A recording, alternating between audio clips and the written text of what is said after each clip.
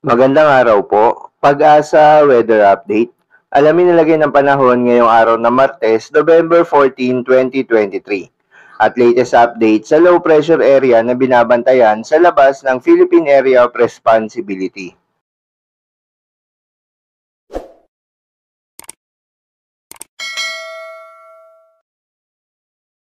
Magandang umaga sa ating lahat. Ngayon ay November 14, 2023 at narito ang update ukol sa maging lagay ng panahon sa susunod na 24 oras.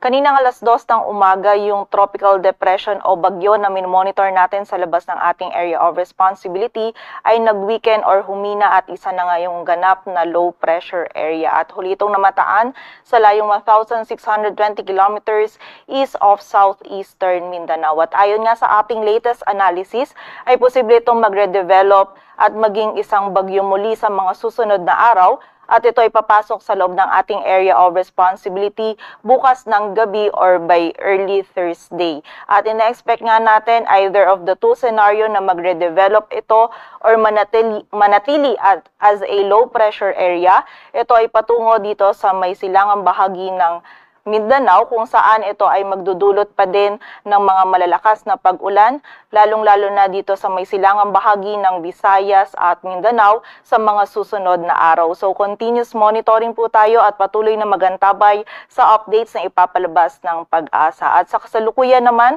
yung shear line pa rin yung nakakaapekto dito sa bahagi ng Southern Luzon at may kita nga natin dito sa ating satellite image na magdudulot pa rin ito ng mga kalat-kalat na pag-ulan, pagkidlat at pagkulog lalong-lalo na yan dito sa bahagi ng Bicol region at ilang bahagi pa ng Eastern Visayas. At ang northeast monsoon o amihan naman natin ay patuloy pa rin nakakaapekto dito sa may northern at central Luzon kung saan dala rin ito yung maulap na kalangitan at mga pag-ulan lalong-lalo na yan dito sa area ng Cagayan Valley.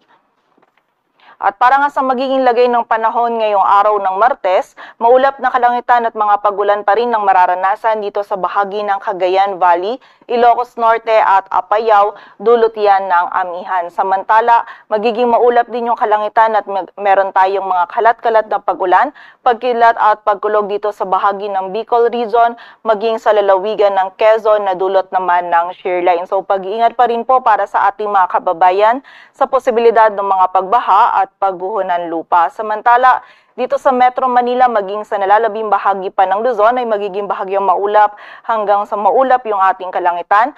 Meron pa rin tayong mararanasan ng mga may hinang pagulan or pag-ambon. Dito yan sa nalalabing bahagi ng Ilocos Region at Cordillera Administrative Region, maging dito sa bahagi ng Central Luzon. At dito po sa Metro Manila, maging sa nalalabing bahagi pa ng Luzon, ay meron pa rin tayong posibilidad ng mga isolated na mga pag-ulan, dulot yan ng shear line at ng mga localized thunderstorms. Agwat ng temperatura dito sa Metro Manila ay mula 25 to 32 degrees Celsius. Samantala sa bahagi naman ng Visayas at Mindanao, dulot pa rin ng shear line, makakaranas pa rin tayo ng mga kalat-kalat na pag-ulan, pagkidlat at pagkulog dito sa bahagi ng Northern Samar at Eastern Samar. So muli po, pag-iingat pa rin para sa ating mga kababayan sa posibilidad ng mga pagbaha at pagguho ng lupa. Samantala, sa nalalabing bahagi naman ng Visayas maging sa buong bahagi ng Mindanao, ay meron tayong mararanasan pa rin ng mga isolated na mga pag-ulan, pagkidlat at pagkulog dulot yan ng mga localized thunderstorms. At during severe thunderstorms, posible pa rin pong makaranas ng mga katamtaman hanggang sa malalakas na pagulan na maaaring magdulot ng mga pagbaha at pagguho ng lupa. So pag-iingat pa rin po para sa ating mga kababayan. Agwat ang temperatura sa Cebu ay mula 26 to 32 degrees Celsius at sa Davao naman ay 25 to 33 degrees Celsius.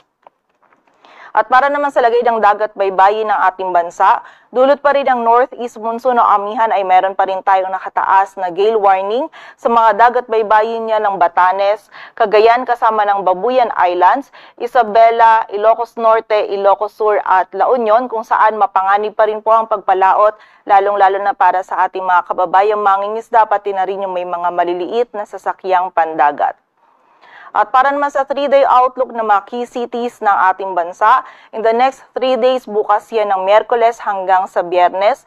Dito sa bahagi ng Metro Manila ay patuloy tayong makakaranas ng bahagyang maulap hanggang sa maulap na kalangitan at meron pa rin tayong posibilidad ng mga isolated ng mga pagulan, pagkidlat at pagkulog bukas dulot ng mga localized thunderstorms. And by Thursday and Friday naman, ina-expect natin yung paglakas ng amihan kung saan meron pa rin tayong mararanasan ng mga may hinang pag-ulan or pag-ambon na dulot nito.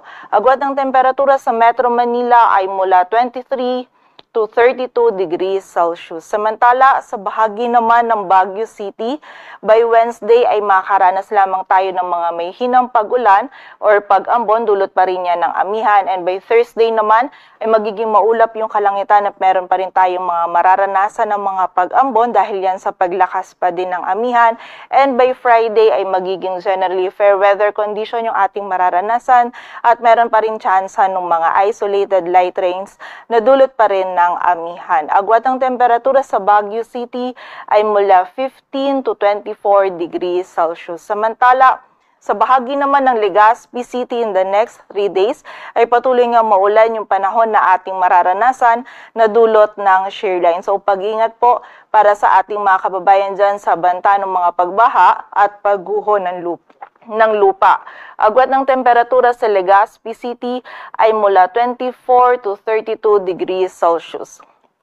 Samantala sa bahagi naman ng Metro Cebu, by Wednesday and Thursday ay makakaranas lamang tayo ng mga isolated na mga pag-ulan, pagkidlat at pagkulog. And by Friday naman, posibleng dulot yan ng trough ng LPA or ng shear line at ng shear line, na-expect natin na by Friday ay magiging mataas na yung tsansa ng mga pag-ulan sa bahagi ng Metro Cebu.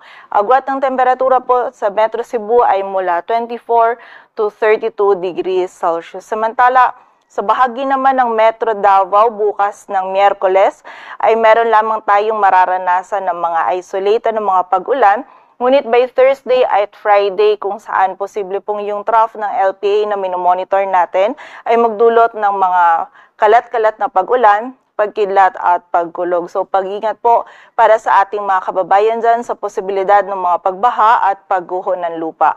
Agwat ng temperatura sa Metro Davao ay mula 24 to 33 degrees Celsius.